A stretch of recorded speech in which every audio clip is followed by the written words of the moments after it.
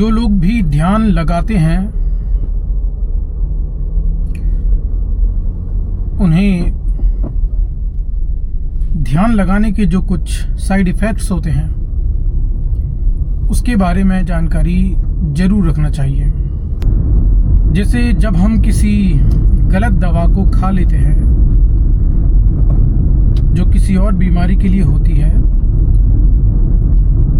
तब हमें उस दवाई के साइड इफ़ेक्ट्स भुगतना पड़ता है। तो उसी प्रकार से ध्यान अगर आप लगा रहे हैं तो ध्यान आपके शरीर में, आपकी मानसिकता में कुछ बदलाव करेगा। उन बदलावों को सहन करने की शक्ति आपके अंदर है या नहीं? आपका मस्तिष्क इस काबिल हो पाया है कि नहीं कि वह उस ध्यान की जो शक्ति आपको मिल रही है उसे सही तरीके से इस्तेमाल कर सके।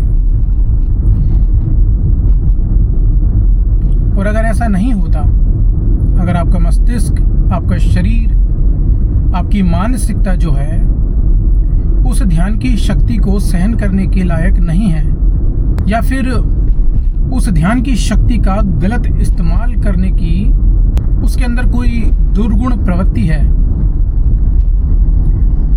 तो उस ध्यान की शक्ति का जो है दुनिया में कुछ गलत इम्पैक्ट पड़ सकता है।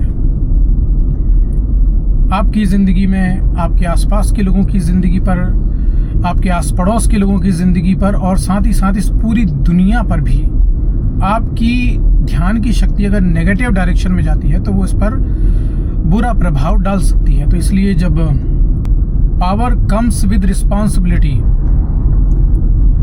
एक ताकत के साथ एक जिम्मेदारी भी आती है। तो जो व्यक्ति उस जिम्मेदारी को पूरी ईमानदारी के साथ निभा सकता है, उसी व्यक्ति को ध्यान की शक्ति मिलनी चाहिए।